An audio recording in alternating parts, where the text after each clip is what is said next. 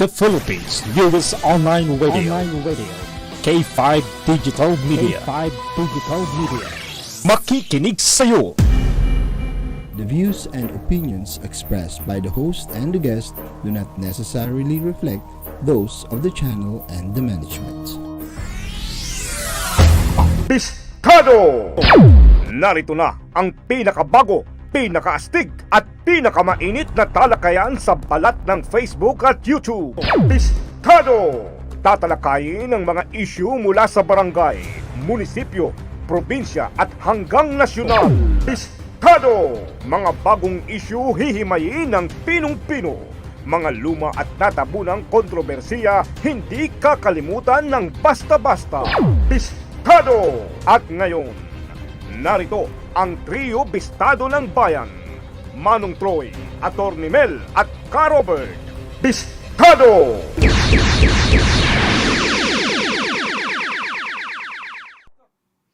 Hello! Good afternoon mga kabista. Ito na naman po ang inyong paboritong bistador ng bayan, si Manong Troy. Kumusta po kayong lahat mula Apari hanggang Hulo, mula Batanes hanggang Tawi-Tawi. Magandang hapon po lahat. Today is Sunday, the 10th of January 2021. Maganda po ang araw dito sa Quezon City. Maganda sikat ng araw. Bawi tayo nung nakaraang linggo maulan. Pero ngayon there is seeming sunshine. At okay, so mga kabista, kinalulungkot ko pong sabihin na hindi po nakarating ang ating isang bistador, si Ka Robert, kasi dinapuan ng alam nyo na, fever, may slight fever siya. Although he wants to come in, pero sabi ko wag na lang kasi may slight fever, mahirap na, di ba? So senior na siya, maigi na yung precaution tayo. Alam na natin. Okay, but of course, hindi natin pwedeng pakawalan ang ating pangatlong bistador ng bayan, ang paboritong abogado ng bayan, si Atty. Melchor Magdamo. Kamel! Mula Tawi-Tawi hanggang Batanes. Kasi kanina binanggit ko, Manong Troy. Oo nga. Apo Tawi-Tawi. Na-miss out mo yung Batanes, farther up north. Oo nga. Mula sa southernmost, Tawi-Tawi, sa northernmost ay Batanes. Yes, correct. Pero siyempre, yung mga OFW natin, Yes, mula of course. Antarctica hanggang South Pole to North Pole, East to West, pabatiin natin ng mga OFW. Yes, worldwide. all over the world. Filipinos are seen and working very hard all over the world sa ang mga Pilipino. They be professionals, they be migrants. Binabati po natin sila. Thank you, Atty. Mel. Okay, gaya na ating kinaugalian dito sa Bstado, kailangan nating magbigay pugay at magbigay galang sa mga taong nag-comment, nagpa-shoutout nung nakaralinggo, nung January 3. So, Atty. Mel, ikaw mauna. Basahin mo yung mga greeters mo nung last Sunday. Sa sponsor muna, no? Oh, of course. Oh. Yes. Marie Yamamoto, Japan. Yes. Hello, Ma'am Marie. Atty. Mel, andito na siya. Dumating na siya. Dumating na? Oo. Mabuti naman. Oo. Yung ating commenters, Ed Matriano. Yes. Hello, Bash. Philip Borbe. Yes. Hello, Suot Borbe. mo natin si Philip Borbe yata ngayon, no? Ito. Eto. Wilfredo Opeñano. Okay, Kawili. Good afternoon. Romeo Belocura. Hello, bro. Romy. From the United Kingdom, Connie Memban Kern. Yes. Hello, Ma'am Connie. Good afternoon.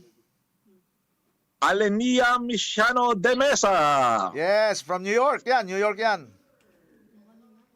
Restituto Corona. Yes. Hello. Good afternoon. From Las Piñas, Unknown Nuevo Family. Okay. Hello. Good afternoon po. Viola Ricafort D. Oh, yan. Classmate ko yan. Hello, classmate. Nanonood lagi yan. Jordan Zubuj. Paano ba i-pronounce yan? Z-B-U-J. from San Manuel, Pangasinan.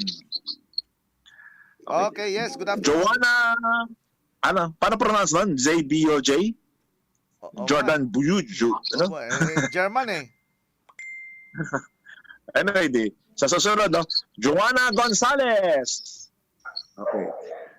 Tapos meron dito, mga kakilala ko to. Sino? Abdul Kahar Salik, idolog mo kay Moxie. Yes, yan. Yan, mga kapamilya natin, kay pamilya natin yan. 5 million, no? Yes. From the Kingdom of Saudi Arabia, Papani Zenon Ezekiel. Hello, Alexis. Ezekiel. Yes, si Alexander yan. So, Brigida Flores. Hello, classmate. Joy Pacante. Yes, Ma'am Joy. I wish to greet my family din. Of course. Evelyn Mariba Yesion Magdamo. Hello, ma'am. Hello, ma'am. Kumusta? Thank you for watching. Thank you for your support. Si Zion. Siguro Kumusta si Zion? Ayun, nagtatago. Nasa likod ko. Hello, Zion. Okay, good afternoon. Meron pa? Okay, titinan ko Siguro i-greet ko yung panahonin, yung guest natin ngayon. Sige. Oh, kilala mo pala yun eh. Sige. Tony Mel, please. Alam niyo, sila pa, mula pa sa Peace Commission pa to, noong 1986. Nakilala ko sila, 1992 na, nung panahon ni Heidi Orak. Ito yung original na human rights. Kasi sila, nasa human rights na sila, wala pa yung Commission on Human Rights eh. Talaga? Ganon sila ka-original eh. Okay. Anyway, mamaya siguro kapaliwanag nila. Dalawang nono ito eh. Katura and Fajardo. Talaga. So siguro mamaya sa talakayan natin mamaya. Okay. Yan natin. Sige, Good afternoon kung nandiyan sila. Papasok na sila. I just forwarded them the ID and the passcode. Okay. Ako naman Kamel. Yung mga greeters natin, sa commenters natin, ako babasahin ko naman. Of course, ang ating sponsor, Ma'am Marie, good afternoon. Welcome back home. Thank you po, thank you. Okay, Ma'am Marie, natanggap ko na rin po. Thank you. Okay, ang commenters natin, si Ma'am Jamie Lynn Ignacio. Hello, Ma'am Jamie Lynn. Ma'am Los Beninda Selkinya Harata ng SOSI, or Social Orders for Seniors International. Of course, si Ma'am Elizabeth Prado Falk of Germany. Hello. Si Ma'am Libby Altink ng Sydney, Australia. Si Attorney Jupiter Nacario. Hello, Attorney, my friend. Mr. Corlito Taliman of Federated United Philippines Against Crime in Sual, Pangasinan.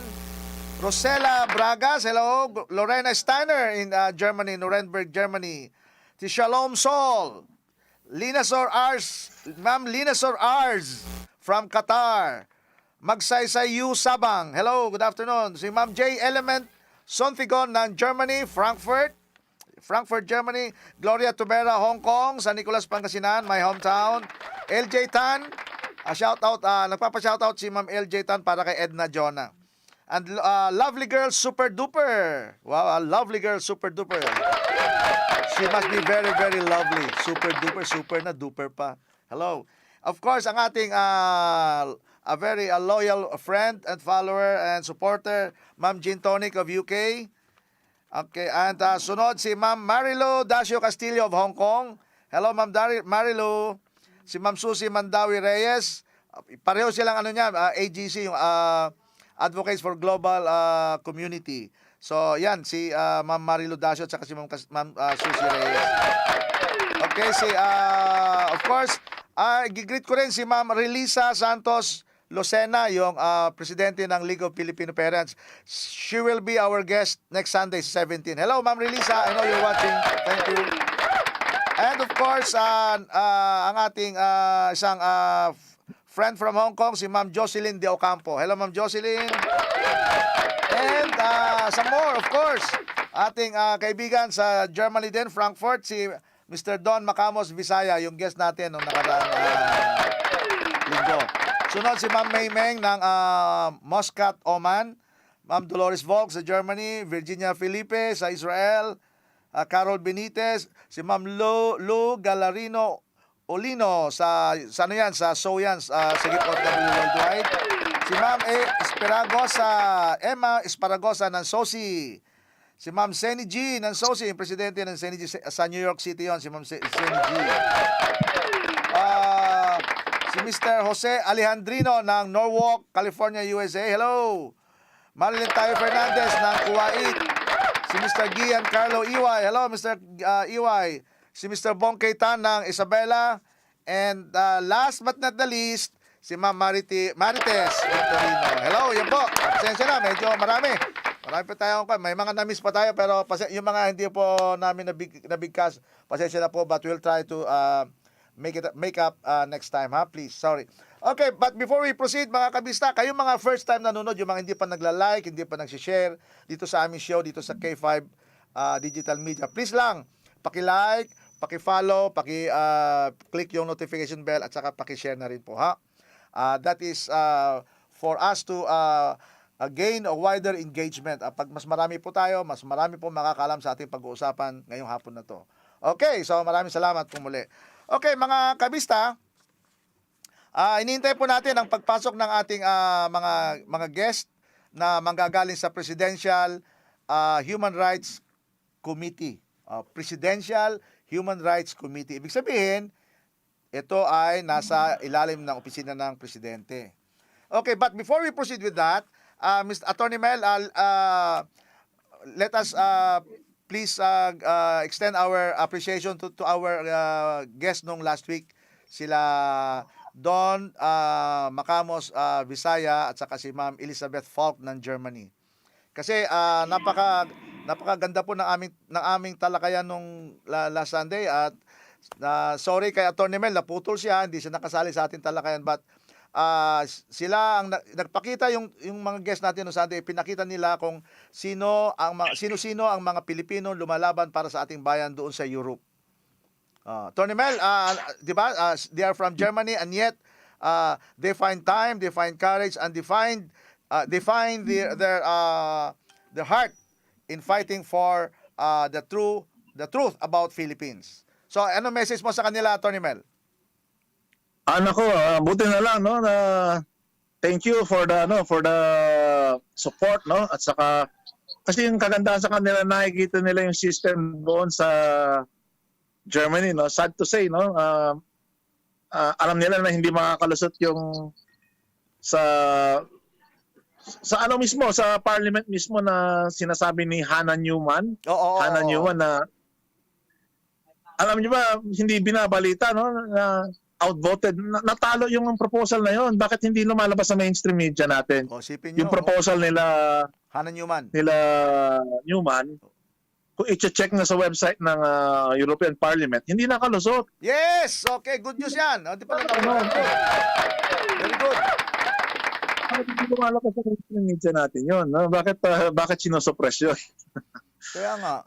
Kasi yung Green Party, they are only 10% or less than pa yata, or at most 11% ng European Parliament. So, very minority, no? Hindi ko alam bakit hindi nire-report sa mainstream media yan na hindi makalusot-lusot yung proposal nila. And anyway, siguro dahil sa pinagagawa ng ating partners niya sa Germany, sila Bisaya, siguro dahil na rin sa yung guest ngayon, maganda ang yung dalawang nonoy, yung Fahad at saka si Katura, they did their job, no? Na naipagtanggol yung image natin, no? At saka yung taga Davao, yung guest last week, maganda yung ginawa nilang lobbying, no? Oo, sila Ma'am Elizabeth Falk. Oo. Yes, that's true, Atty. Mel. Marahil kung hindi sa mga makabayan, tunay na makabayan na Pilipino sa Europa na pinangungunuhan ng mga United DDS, yung mga United Filipino Global based in Germany, malamang yan, hindi malalaman ng buong European Union kung ano talaga ang tunay at totoong estado ng Pilipinas. At saka kaya saludo kami, ang buong makabayang Pilipinas ay sumasaludo sa mga bumubuo ng United DDS at saka UFG o United Filipino Global based in Frankfurt, Germany, at sapagkat sila hindi nagpapabaya sa kanilang pagmamahal sa bayan, hindi sila nagpapabaya sa kanilang tungkulin bilang Pilipino, kanilang ipinaglalaban at sa kanilang nilalabanan ang kasinungalingan na ikinakalat ng mga alam nyo na, yung mga harbinger of untruth. Yung mga nagpapadala ng mga kasinungalingan sa Europa kagaya ni Maria Ressa, di ba? Kaya buong bayan, buong kapuluan ng Pilipinas, saludo po kami kina Ma'am Elizabeth Falk at saka Don Macamos Bisaya at sa buong grupo ng UFG DDS, sapagkat sila hindi tumitigil, talagang hanga-hanga kami. Sapagkat sana lahat ng mga kababayan natin na nasa labas ng bansa ay tularan ang ginagawa nila Don Visayas at saka si Ma'am Elizabeth Falk, na hindi nila tinatalikuran ang kanilang bayan sinilangan. Marami tayong Pilipino, pero sana ganun lahat yung mga, lalo na sa Europa, parang awan nyo na. Magkaisa po tayo sa Europa, labanan natin ang puwersa ng mga kasinungalingan na nagkakalat ng walang katotohanan sa harapan ng European Union. Kaya lahat sana ng mga kababayan natin na Pilipino, sana po ganun lahat, ganun lahat ang ating bugso ng damdamin, ang ating puso ay hindi maalis. Hindi dapat mawala yung ating pagmamahal sa bayan. Ito, may papakita ko sa inyo. May sinabi si Plato na isang kasawikaan. At ito ay very, very relevant dito sa ginagawa ng mga kapwa natin Pilipino na nasa Germany. Ito, Atty. Mel, papakita ko. Paki-post yung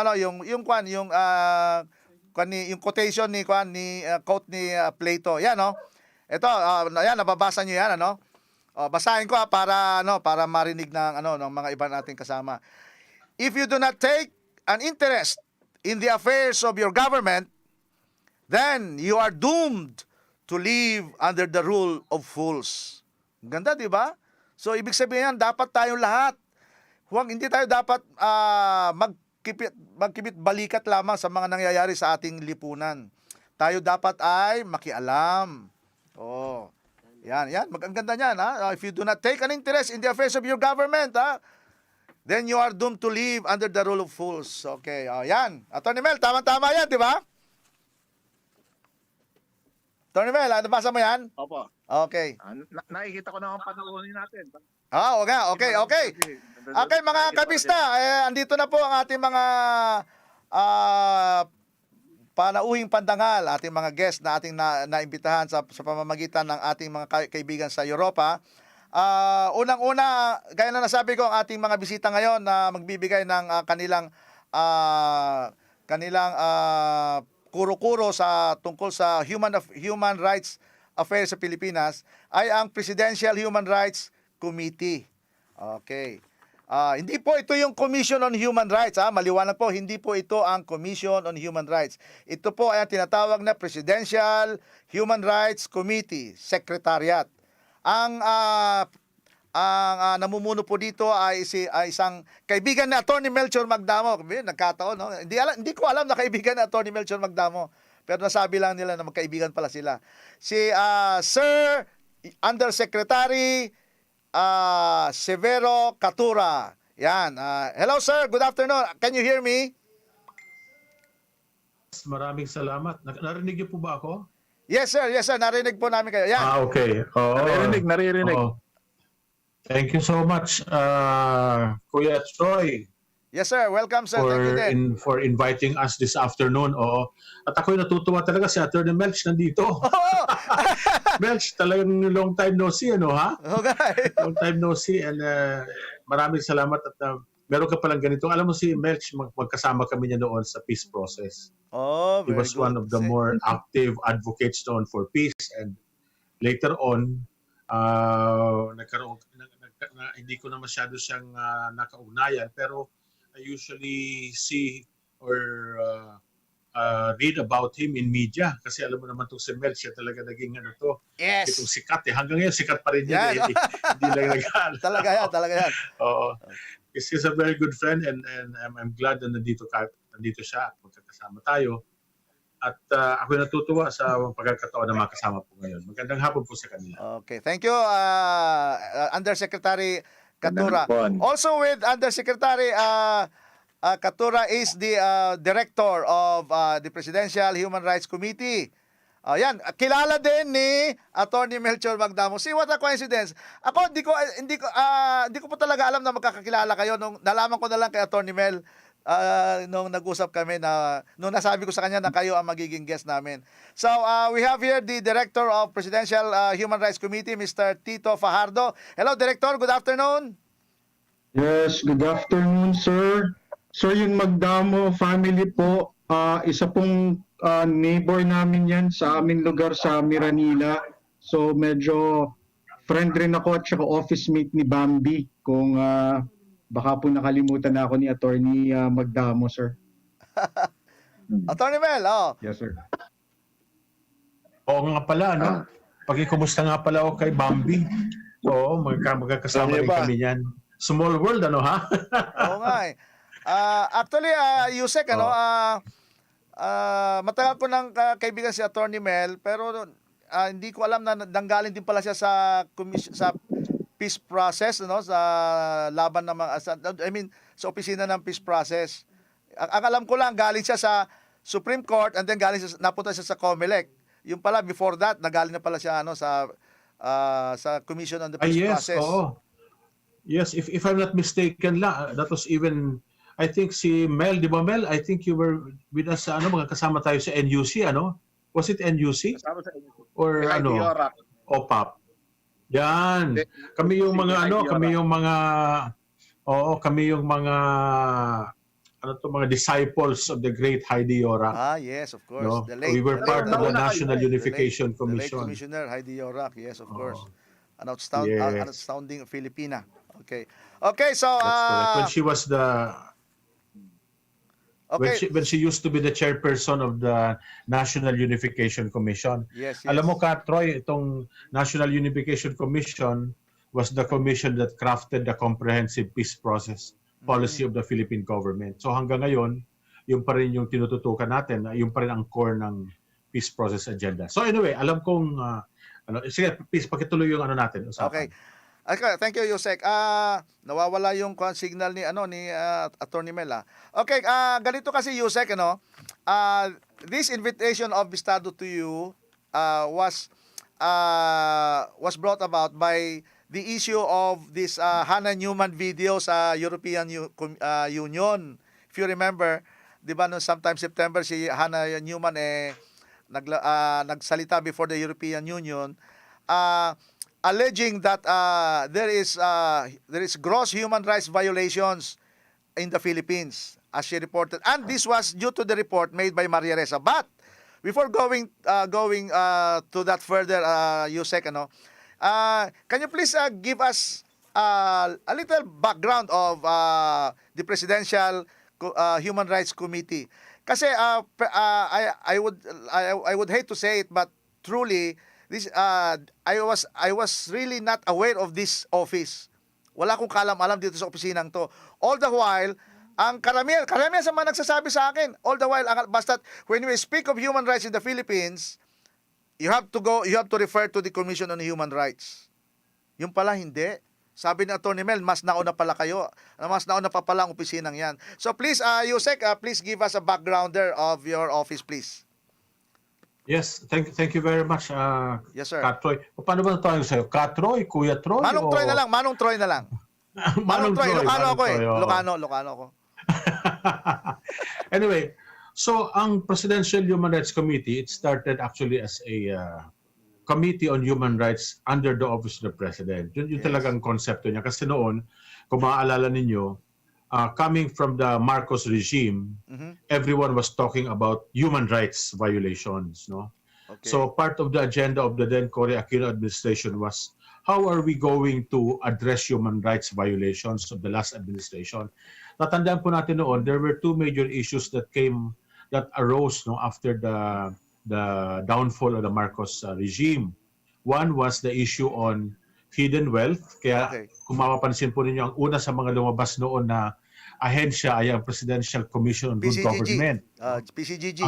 PCGG. Oo. At ang pangalawa, they wanted to also address the issue of human rights violations. So they came out with the Presidential Committee on Human Rights. So it was under the Office of the President. Ang mga nag-umpisa niya noon, yung mga sinasabi natin, the then legal luminaries, sina Jose Jokno, Pepe Jokno, sina Sister John Manansan, sina Justice JBL Reyes, I think, if my memory serves me right, no? But after that, nung nagkaroon na ng 1987 Constitution, nawala po yung committee yan because the 1987 Constitution came out with the Commission on Human Rights. Human rights. Oh. So the Commission on Human Rights, as it is now, it's supposed to be the independent national human rights institution whose functions is to monitor the entire bureaucracy's compliance with its human rights obligation. Mhm. So what's the difference between the Presidential Human Rights Committee and the Commission on Human Rights? Yes, that's one So question. nung nagkaroon ng Commission on Human Rights, ang sabi noon ni Pangulong Aquino, teka nga muna, I also need a body that will provide advices to me or advisories to me as President on matters of human rights, because the Commission on Human Rights is now an independent body. It is no longer beholden to any office in government.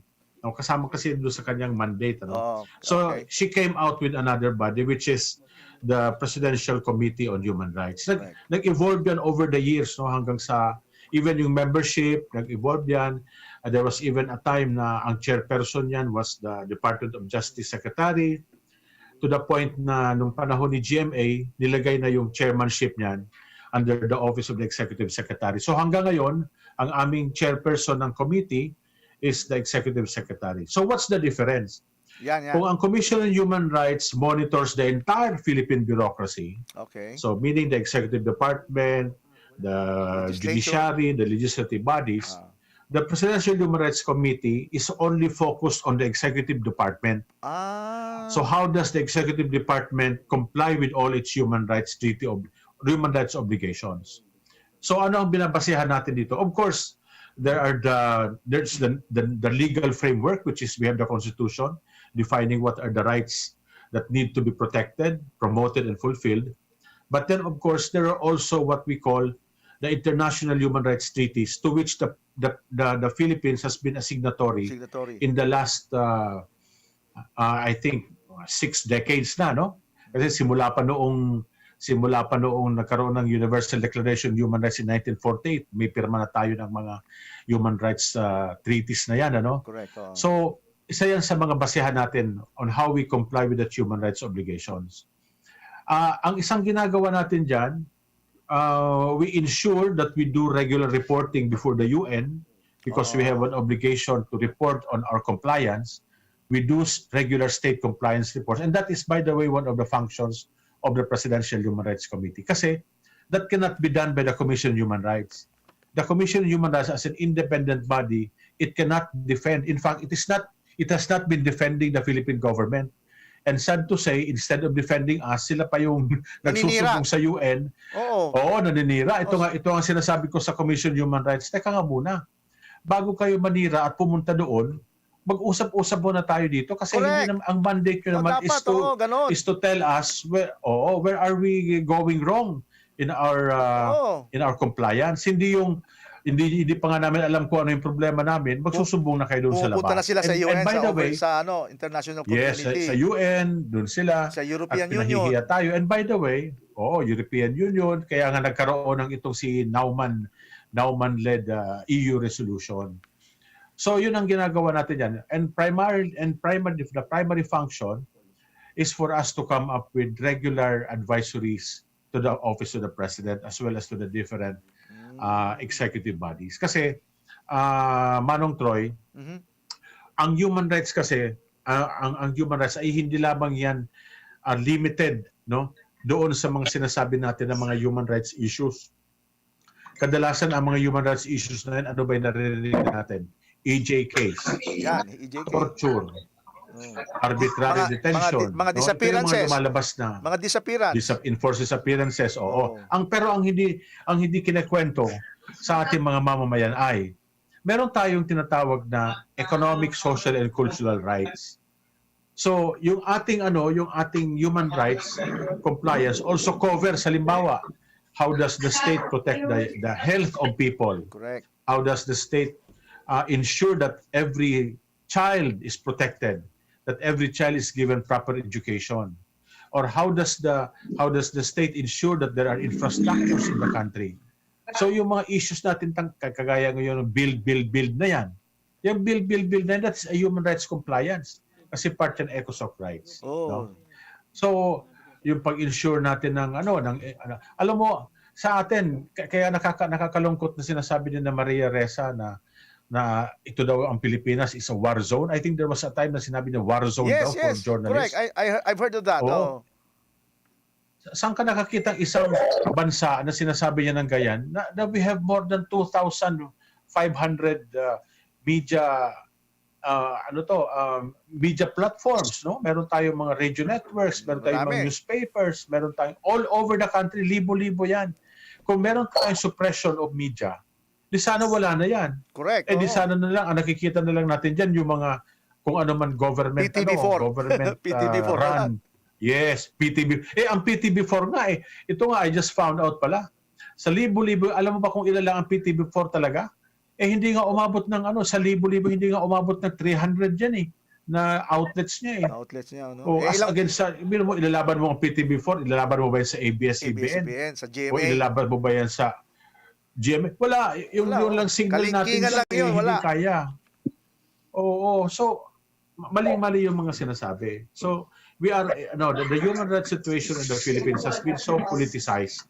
Yes, it to is. the point na in fact, yan ang sinasabi mismo ng UN General, dati ng President ng UN, yung Secretary General ng UN, that countries should be wary of groups that are politicizing or weaponizing human rights. Kaya na ginagamit ang issue of human rights against the government. Maganda yun. Tandaan natin. Sino nag-issue ng statement na yan, Yusek? Yung be wary of groups weaponizing human rights. Sino nagsabi no? No less than the UN Secretary General, si Antonio Guterres. Si Guterres. He mentioned that. Talaga? Siya mismo nagsabi niya because alam niya yan ang ginagawa ng mga kritiko ng pamahalaan na nagsusumbong sa labas o nagbabalita sa labas.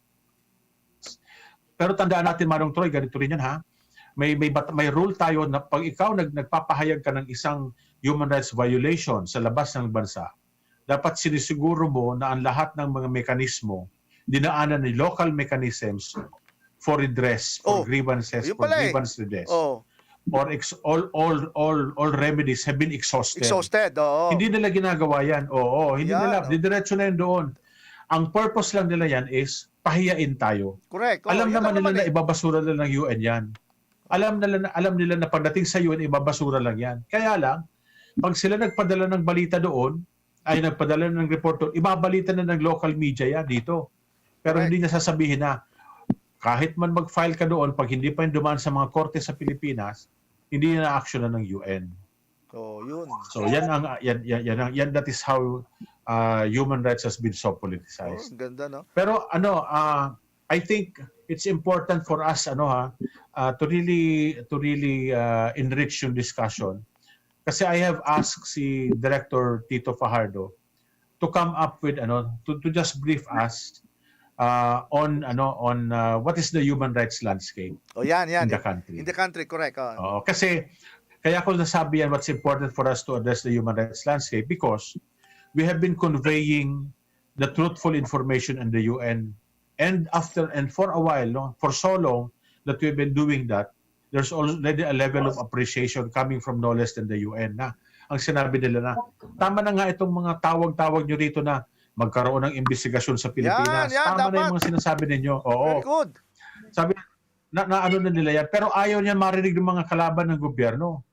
Kasi nga naman, imagine mo, there was even a time nung paglabas mismo ng UN resolution with regards to that. Kasi meron tayong UN resolution ngayon calling for a technical cooperation with the UN. Correct. So, merong mga linabas na mga statements na sino ba itong UN na to para magbigay DN at human rights experts? Sinabihan pa ba naman DN at human rights experts?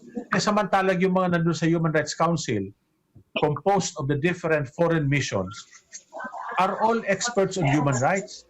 So ngayon sinasabi na nila na these are not human rights experts because they came up with a technical resolution, a resolution on technical cooperation, which was very favorable to the Philippine government. So maganda maintindihan natin kung bakit, what is that landscape which is now being appreciated by no less than the UN. Okay, very So good. ito ay isang plus point to para sa Pilipinas. Oh, no, maganda pa. Oh, maganda yung na step na ginawa ng UN. Now, thank you, Yusek. But Yusek, if you may, before us going to direct Tito, Atty. Mel, do you have something to say? Atty. Mel, please. Nako, yung dalawang host mo, yung guest mo na yan, magagaling yan. Mga 33 years na sila dyan, nagkukrusada. 34 years, actually, ahead sila sa Commission on Human Rights. Nauna pa sila, 1986 pa mga yan eh. So talagang ano yan, maaasahan nyo yan. Kasi I came in 1992 na, medyo, although mas bata sila sa akin. No? Talaga? Ano yan, talaga. Talaga? Matikan mo yan sa yung dalawang guest na to. So, sana i-maximize natin, makasalita na sila ng ano. Wag mo na intindihin yung comment ko, it's not important. Yung kanila na lang, ituloy nyo na lang yung sige. interview. Akala ko kasi may nag-indicate ka na gusto mo magsalita. Tito Fajardo naman. Okay, sige. Okay, thank you, Atty. Mel. Kasi baka maupusan tayo ng Zoom. Oo nga maximize natin, oo nga. Okay, mga kabista, gaya na sinabi ko kanina, andito rin sa ating Zoom ngayon si Director Tito Fajardo. Siya raw ang natasang magbigay kung ano talaga ang tunay na picture o ano ba yung tunay na landscape ng human rights dito sa Pilipinas. Okay, so Director Tito Fajardo, if you may please. Hey, sir. Again, good afternoon. Good afternoon, sir. Thank you. I will be presenting Human Rights Landscape for Correct. 2021 this year. And I will be sharing my screen. And also, I will have to request I will have to stop the video to ensure that my internet flow or access to the internet will be unabated, sir. Yeah, okay, good. Thank you, sir. I will be sharing screen right now, sir. Okay, sige. Proceed. Okay, sir. You have disabled my screen sharing. I'll have to request, sir, to share the screen. Okay, they're working on it now, Direct. They're working on it now. Screen sharing. Screen sharing. Alright.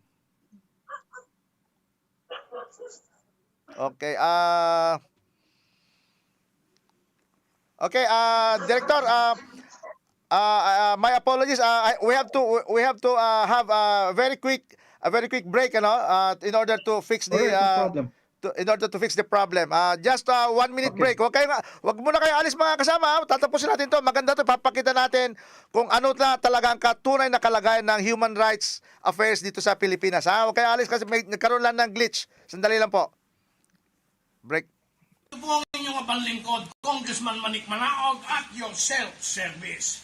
Gusto ko lang pong imbitihin kayo na manood din sa K5 Digital Media, diyan sa Facebook, live streaming po yan. Ha? Ayan, manood kayo niyan. Kadami nyo mapapanood yan. Hindi lahat maganda. Inaanyayahan ko po kayong manood ng mga programa sa K5 Digital Media. Makikinig kayo sa Facebook Live streaming. Hi, ito po si Melda Papi at gusto kong kumbitahin kayo lahat na kayo ay manood din sa mga programa sa K5 Digital Media. Makikinig sa'yo. Huwag niyong kalilimutan, manood kayo sa K5 Digital Media. Maraming salamat. Inanyayahan ko po kayong manood sa programa sa K5 Digital Media. Makikinig sa iyo sa Facebook Live stream. Ito po ang inyong panlingkod, Congressman Manik Manaog at your self-service. Gusto ko lang pong imbitihin kayo na manood din sa K5 Digital Media, diyan sa Facebook, live streaming po yan. Ha?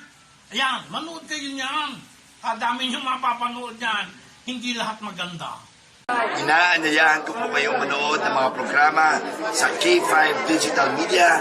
Makikinig kayo sa Facebook Live streaming. Hi, ito po si Melda Papit at gusto kong kumbitahin kayo lahat na kayo ay manood din sa mga programa sa K5 Digital Media. Makikinig sa'yo. Oh, huwag niyong kalilimutan, manood kayo sa K5 Digital Media. Maraming salamat. Inanyayahan ko po kayong manood sa programa sa K5 Digital Media. Makikinig sa iyo sa Facebook Live stream. Ito po ang inyong panlingkod, Congressman Manaong at your self-service. Gusto ko lang pong imbitihin kayo. Bstado!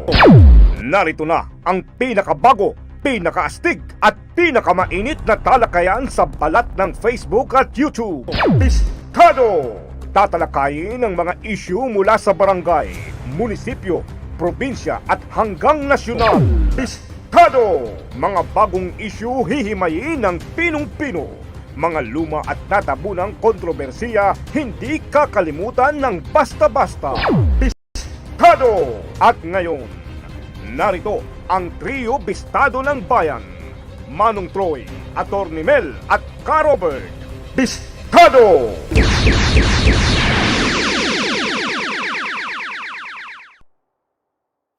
Okay, my apologies po. Pasensya na po kayo pagpaumanhin po ninyo mga kabista. Nagkaroon po ng technical glitch. Sorry po, Director.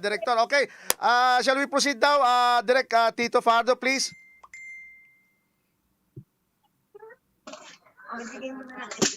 Hello, Direk. Can you hear me now? You can proceed now, Director Fajardo, please. Lumabas na. Yan.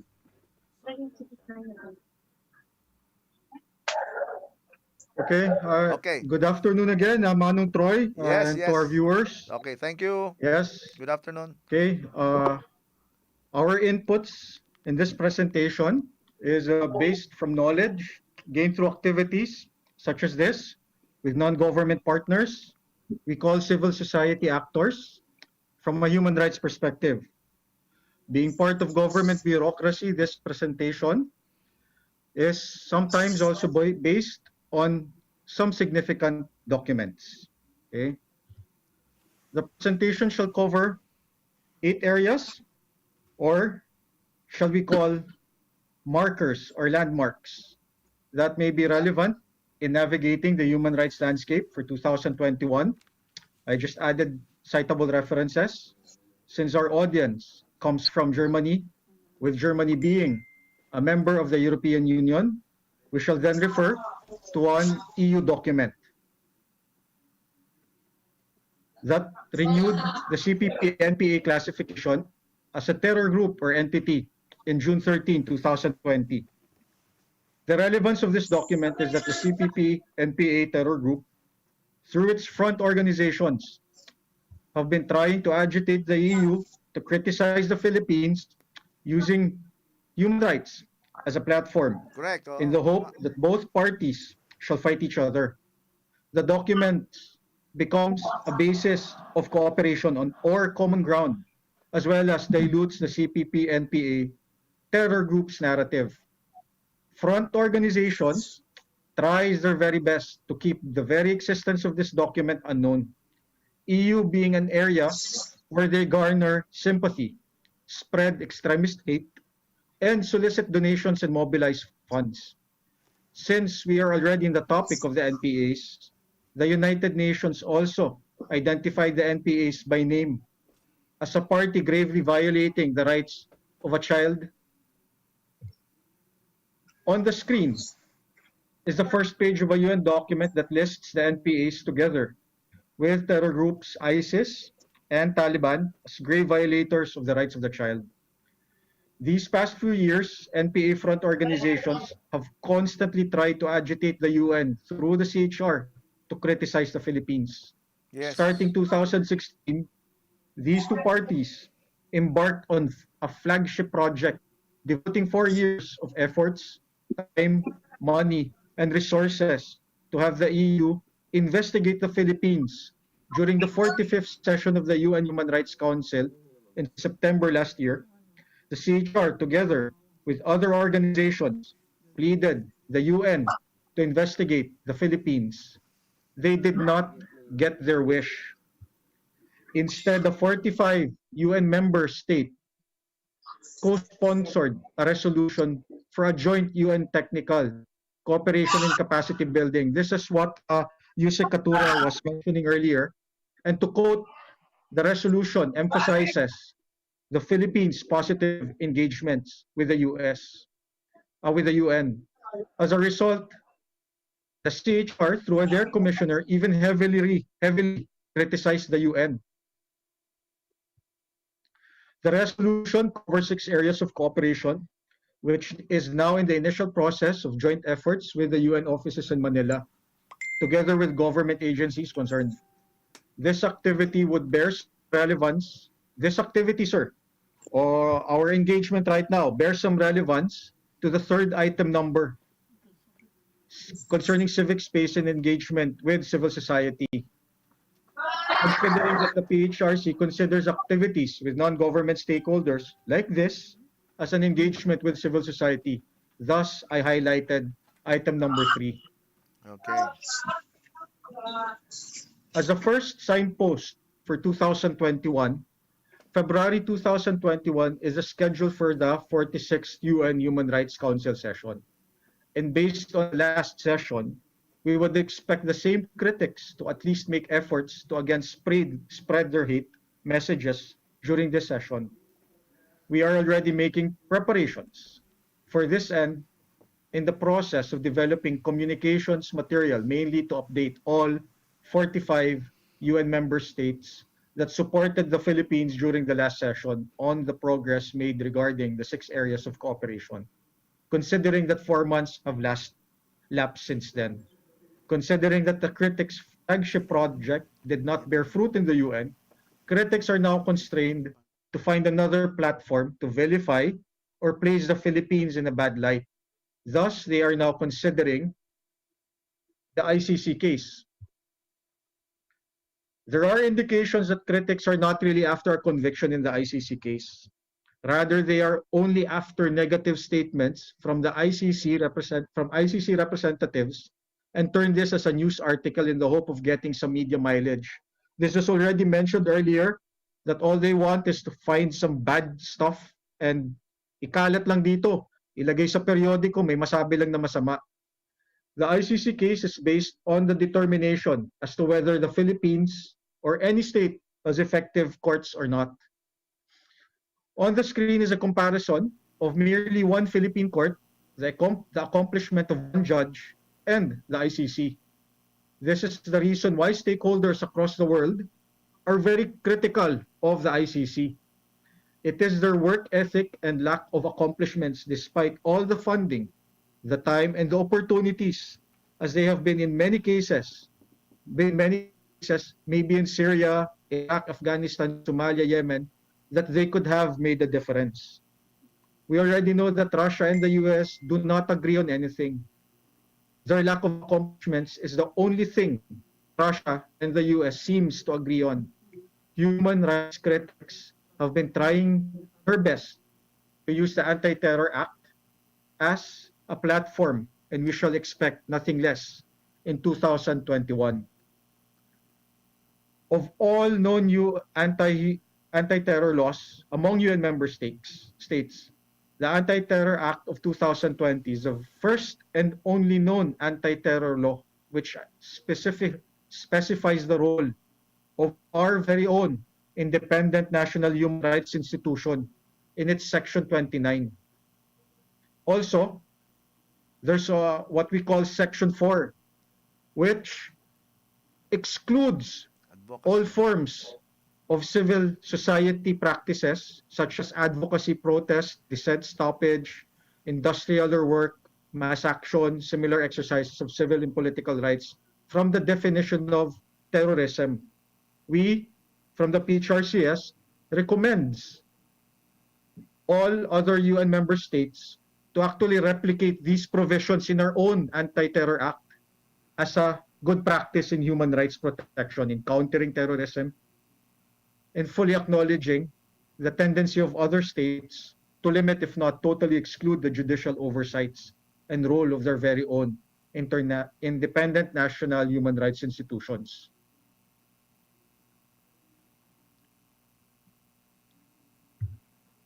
Critics, especially front organizations, projects or tries to project to make issues regarding the NTF-LCAC.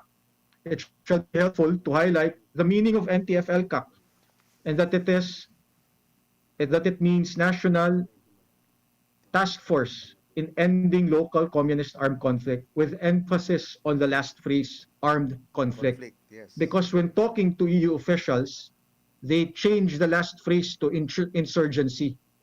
Front organizations always want to portray the NPAs as rebels, revolutionaries, or insurgents, thus refers to NTF-LCAC as merely an anti-insurgency measure. The PHRCS considers the NTF-LCAC as an inclusive human rights mechanism involving all sectors of society, including the Philippine community, whether in Germany or in other countries, in ending armed conflict. We call this the whole of nation approach.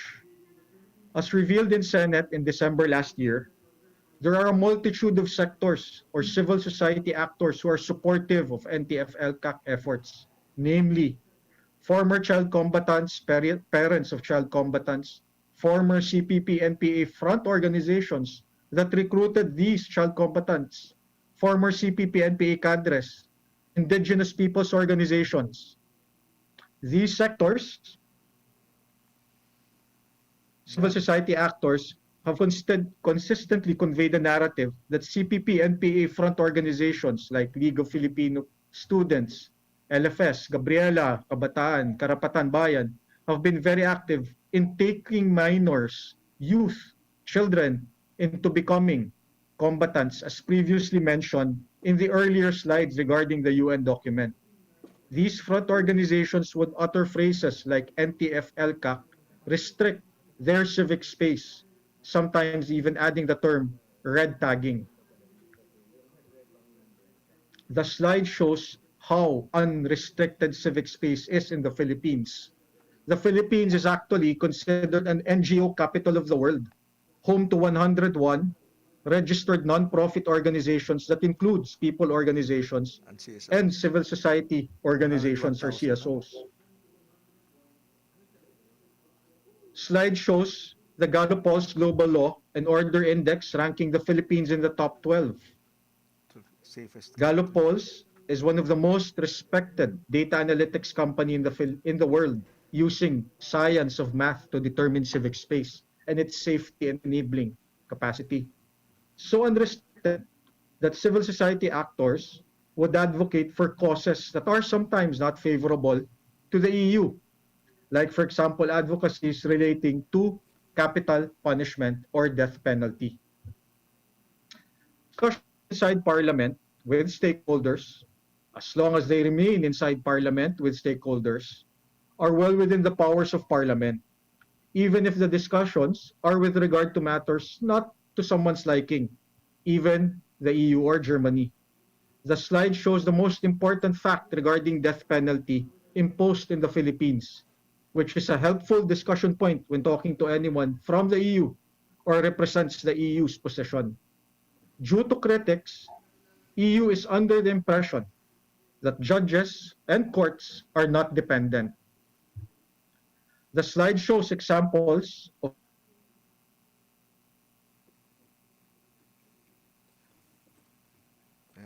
okay. Sinabi ko naman na pasok lang uli sila. Okay. Mga Bstam, medyo nagkaroon na naman ng technical glitch pero Yusek and Director Fajardo, if you're listening, you may enter again the same ID number and passcode. So please, so we can continue. Bitin yung mga viewers natin. Ang ganda na ito, ang ganda ng presentation, mga kabista, nakita nyo. Nakita niyo yung ginagawa ng Philippine Human Rights Committee Secretariat. Sila ang tunay na nagmamalasakit sa bayan. Gaya ng sinabi ni Direktor, nakita niyo ang Commission ng Human Rights, alam niyo, talagang wala silang ginawa kundi ang siraan lamang ang Pilipinas. Siraan lamang ang imahe ng Pilipinas sa international community. Grabe. Biro nyo, sinabi ni Yusek, dapat pala, pag may mga issue sila, no, pag may issue sila tungkol sa human rights dito sa Pilipinas, mag-uusap muna sana sila, yung dalawa, yung Presidential Human Rights Committee at saka yung Commission on Human Rights. Mag-uusap muna, dadalhin sa korte kung kinakailangan, may sampa ng kaso, bago dalhin sa United Nations o kaya sa ibang international community. Ang problema, sila mismo, automatic na pag kami suspicion of a human rights violation, ang ginagawa nila, alam nyo, dumidirekta na sila sa United Nations, dumidirekta na sila sa European Union at kung saan-saang platform para lang sirain ang Pilipinas. Yan ang napakasakit, di ba? Yung Commission on Human Rights, created by the Constitution yan, Pilipinas yan. You are supposed to protect the image of the Philippines. Correct.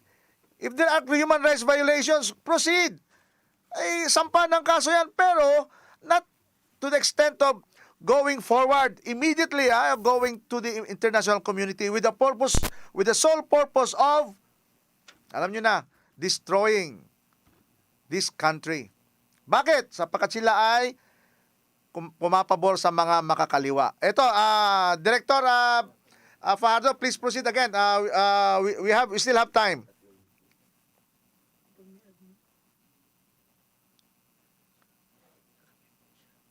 Nakamute po kayo, Director, nakamute po kayo. Sir, I'll ask to share the screen again. Okay, sir, proceed.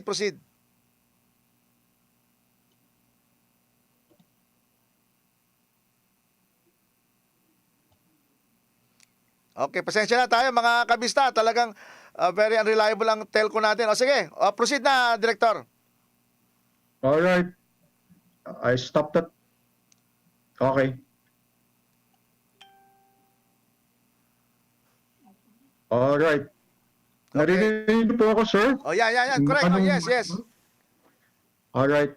The slide shows examples of court issuances against state actors, just to prove and show examples of how the judiciary is independent and how human rights mechanisms could actually protect against abusive state actors.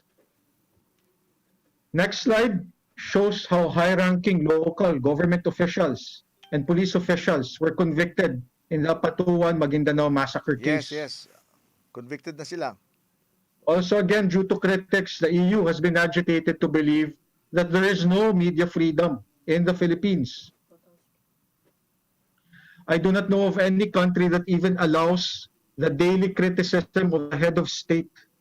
The state itself, the police, military, or even our office in Malacanang, the freedom of speech covered by UN human rights treaties also has limitations, mainly that this freedom of speech should not abuse or violate another human being's right. Correct. And that should this occur, the state is obligated to have accessible human rights mechanisms for the victim which did occur in the case of Maria Ressa. Correct. Oo, tama. The Ressa case has two parties. One, that of the human rights perpetrator, Ressa, and her victim, Mr. Wilfredo Keng. Correct. Oo. Clearly accessed human rights mechanisms by filing a case in court. The EU constantly uses the term dropping of charges, which in Filipino culture is not only a human rights violation or abuse, but is also considered to be immoral. Thus, our position as a state is to respect this court process to continue without intervention from the EU or from the executive branch or anyone else. We shall respect the decision of the court, whether declaring her innocent or guilty. As of the meantime, she's free to criticize the state and to politically promote her chosen candidate for the 2022 elections as often as she wants and has done so in a daily basis. Correct. That's all. Thank you, sir. Thank you for Okay. this opportunity, sir. Okay. Thank you, sir. Thank you very much, Director Fajardo. Now, Director Fajardo, I'll show you one video. Let's go back to that video of that Hannah Newman again. Kasi gusto kong malaman, gusto kong itanong sa inyo. Kasi bakit natatalo yata tayo sa propaganda, sa media? Why is your office seem to be at a loss compared to the propaganda machine of Commission on Human Rights, just like what's happening with Reza, di ba? Bakit tayo mukhang natatalo tayo sa media? Parang kagaya ko, kukunti lang nababasa ko about your accomplishments, about like this one. Biro nyo, itong presentation nyo, had not been for this presentation, hindi ko malalaman yan yung ginagawa ng office nyo. What's do we have something wrong with the media? Sir, from yung personal experience po namin, sir, is that since kami po ay kinukonsider na state, taga-gobyerno po kami, sir. So yun aming trabaho bilang nasa gobyerno ay hindi naman po para sa publicity or forma. Actually, pagka naghihingi nga ng budget sa Kongreso or sa Senado, ang budget para sa aming publicity, napakaliit lang po niyan. Tapos compared to yun dun sa mga mahilig magbatikos at saka mga tao na ayan naman ng trabaho talaga, bumatikos, maghanap ng mali, sila po ay talagang adept or napakahaba na ng eksperyensya at mahaba rin po yung pondo nila para sa pagbabatikos. So isa po yan sa aming kaalaman, kasi nga naman po, sir, sa ngayon, sa dami po ng mga ating makakaliwa ng mga sumusuko na at saka nakikisama na sa amin sa trabaho, tinuturo po nila sa amin yung mga, kumbaga, mga estilo nila, kung bakit sila yung pinapansin ng mga periodiko, sila yung nasa headline, sila yung parating sinasite sa articles. Kasi nga naman po, sir, nung mulat sa pulpa, hindi naman po nila inisip na magtatagumpay sila sakupin ng Pilipinas. Ang gusto lang nilang sakupin ay mga sektor, at isang sektor na doon ay media. Marami pong silang ininvest or tinanim ng mga seeds noong 1980s onwards to 1990s ng mga tao sa loob ng media sector na ngayon maaari nilang sabihin na hina-harvest na nila, sir. Tapos yun na, mga kaalyado na nila, tapos isang tawag, tapos kailangan araw-araw may batikos. Yun po yun parang kinukwento nila sa amin, yung mga kasama nila sa loob ng mga makakaliwa na CPP and PA. Ayan po yung sinasabi nilang parang napaka-superior ng kanilang Strategic Communications Initiative. Actually, kahit anong estado, sir, pagkakalaban ng CPP-NPA, kapag halimbawa kalaban nila US, malamang rin dyan sa hindi, masisiraan rin nila US. At kahit anong estado, sir, kasi yan na po yung haba ng kanilang pondo, yan na rin po yung haba ng kanilang pundasyon.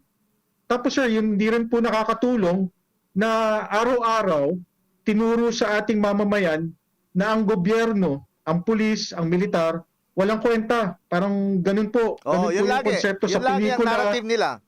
Narrative nila yan. Sa pelikula, sa comics, ganun po So parang ngayon, sinisimulan lang natin na maiba pa siya, maiba na yung image. Sinusubukan ni Presidente na palabas sa ating publiko na ang gobyerno narito bilang katulong nyo, kasama nyo, trabahante. Parang ganun, sir. Okay. Yes, thank you. Okay, Director, let's particularize a certain issue, Yung kay Yes, yung kay Hannah Newman sa European Union. Yes, sir. Sinabi ni Atty. Melchor Magdamo na yung na voted out din pala yung resolution niya, na parang natalo, hindi rin pinansin ng European Union. Is that correct?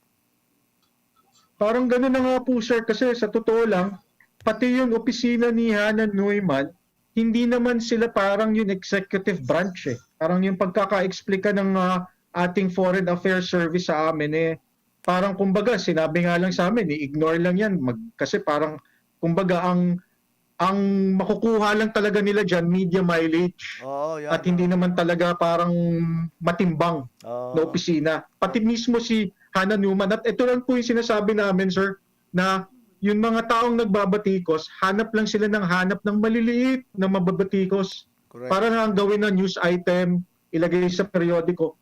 Ayun po yung paunti-unti na nilang nawawala ngayon.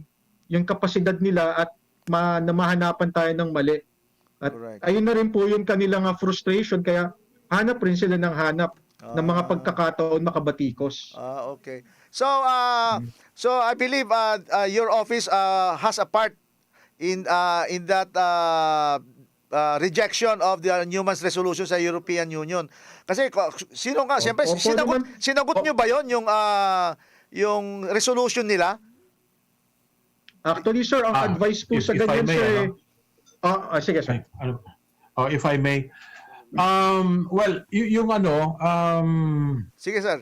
Manong Troy, nagkaroon ng opportunity na i-discuss namin yan kasi alam nyo naman na we are very close to the DDS community in Germany. Yes, sir. Yes, so sir. nagkaroon sila ng they were quite perturbed. They were quite alarmed na bakit kung saan pa yung nandun sila, yung mismo pang German parliamentarian na si Naumann yung namuno noong resolution na yon.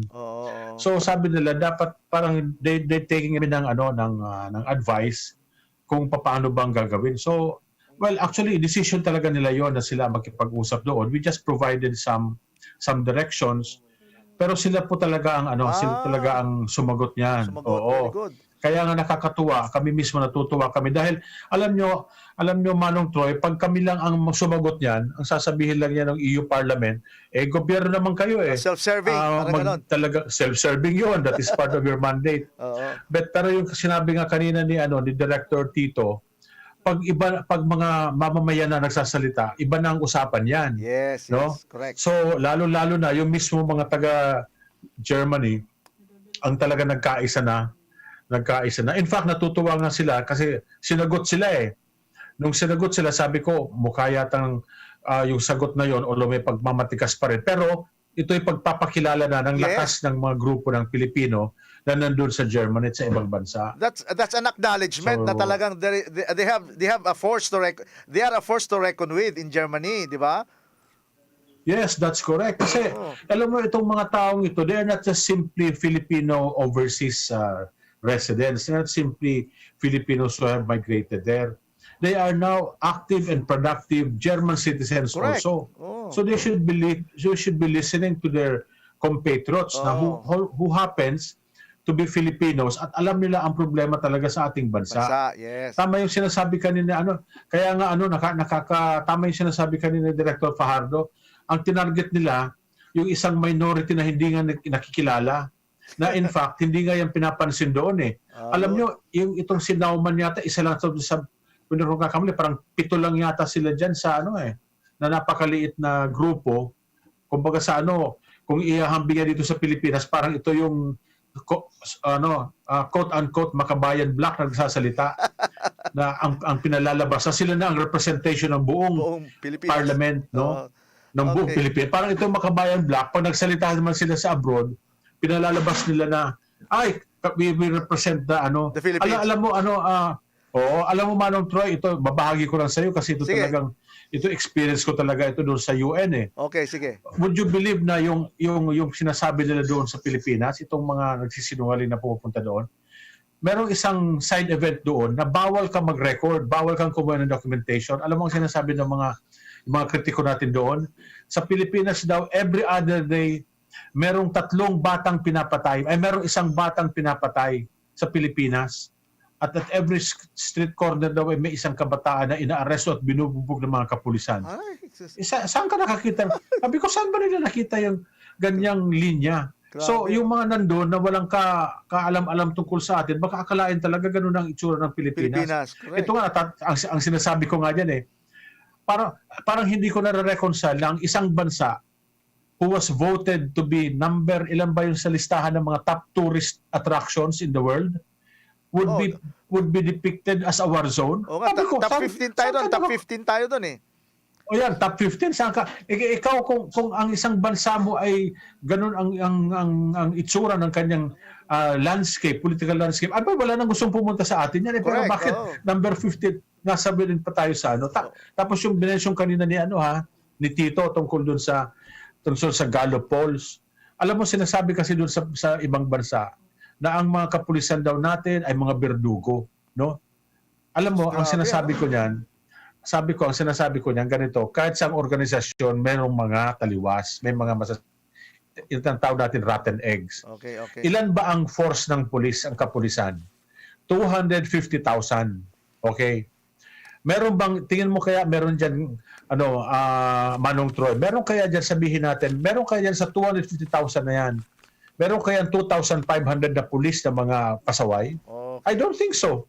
Yes. No? Hindi nga abot ng 1% yan. Sabi ko nga, kung may makita kang mga rotten eggs na yan, ng mga corrupt na mga pulis, yung mga kagaya nung nasa paniki na namatay, nampatay lang biglaan, abay, they constitute a very minority lang sa mga kapulisan na yan. Okay. So dapat nakikita nila yung buong picture. Yes. Di ba? Yes, thank you. So balikan natin yung Gallup polls na sinasabi. Yung Gallup polls kasi nilagay tayo sa top 12 countries in the world, which are countries that are the safest places on the planet, no? At ang measure nila dito is how do people trust yung security, the police organization. Napakataas ng trust rating ng mga tao sa ating mga kapulisan. Kaya nga tayo number 12, within the top 12. Okay. Talo pa nga natin, if I'm not mistaken, Director Tito, di ba? Talo pa nga natin yung mga ibang bansang mga bumabati ko sa atin na meron tayong human rights violations eh. Mas mataas pa tayo sa kanila to be one of the safest places on the planet. Okay. Kaya ito yung mga Director, it has been a very informative 1 hour, this is a classic eye opener for me talaga. This is an eye opener. Now, Director, I'm very sorry that I have to cut this short because we only have 1 hour to spend.